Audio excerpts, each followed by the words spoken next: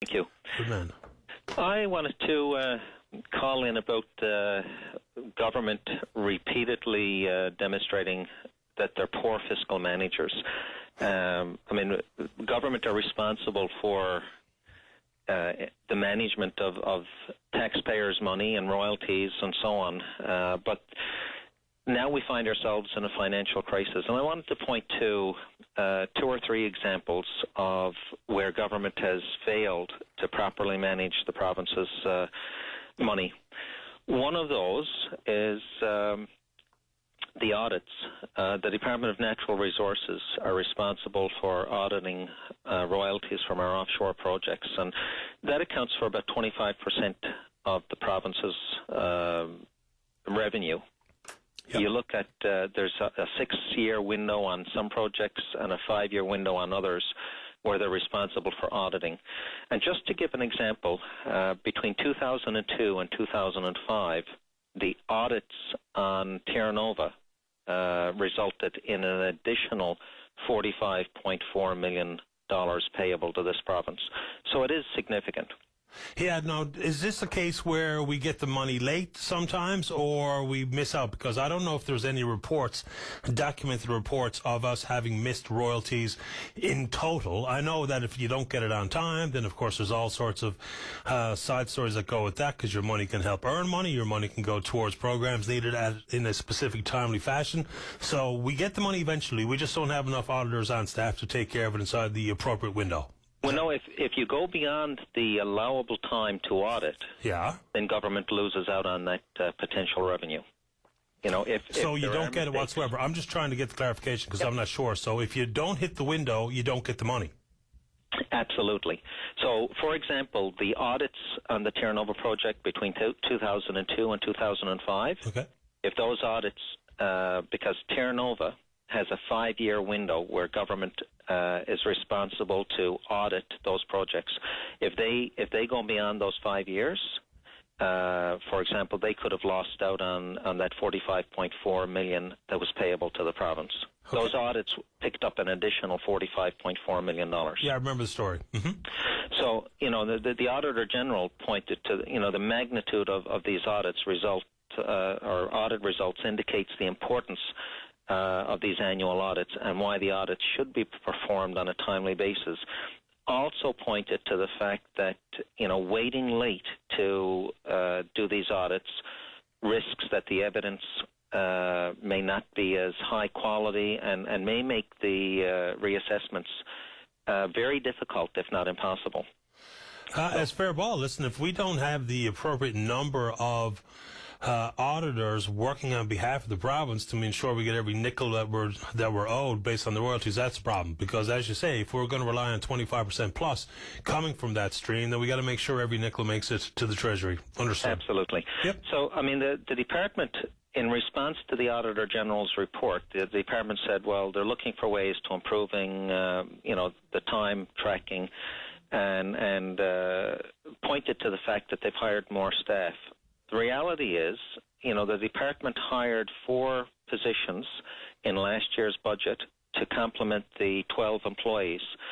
But as of the time the Auditor General carried out his review, 1 of those positions was still vacant, and 2 of those positions had been reassigned to non-audit duties. So the Auditor General says that, with the current staff level, government will have to rely on outside consultants to help finish these audits. Outside consultants charge $340 an hour. Government staff are paid between $40 and $64 an hour. Big difference. Big difference. So, there's 2 ways here where government are not managing properly. One is the fact that, why pay an outside consultant several times more than government staff are paid, and furthermore, there's 159 audits yet to be completed. 23 of those 159 are started. 120 of those are not even started. It's a big concern. I understand that point. And the summary that I made and that you've offered, I think, is going to be hard for people to fight back against. It's either do it in-house with the appropriate resources or contract it out to pay 3-4 times per hour to get the same results. Anyway, it's a fair ball right there, Tom, and no pushback from me on that one. Yep. Another example, I mean, you look at the 2013 Business Transformation Report done by the former Auditor General. I mean, that points to a lack of strategic analysis and cross-departmental oversight of over $80 million provided to third-party service providers. We should be looking at that more closely. Now, maybe it was all spent properly, maybe it wasn't, but there's a lack of oversight there. So we don't know. The 2013 Auditor General report found that millions of dollars were wasted by Eastern Health due to poor human resource management, and we're talking about things such as sick leave, overtime, and so on. 2014, the Auditor General looks at the Department of Fisheries and Aquaculture, and one example is the AG pointed to the fact that government shelled out over $500,000 of taxpayers' money to buy a vessel that wasn't eligible for funding under the agreement.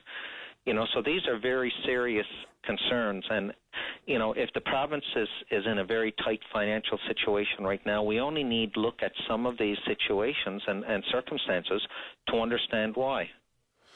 Yeah, well, I mean, it all adds up. So, when the AG does his work, in this case, Mr. Patton, when he does his work, we have to take it very, very seriously. And all of these opportunities where there's not appropriate oversight and or timelines missed, nobody can make any excuses on behalf of government. The rules are there for a reason. The timelines are there for a reason. If we're not meeting them, then it's fair ball when a Liberal or an NDP member calls and points it out.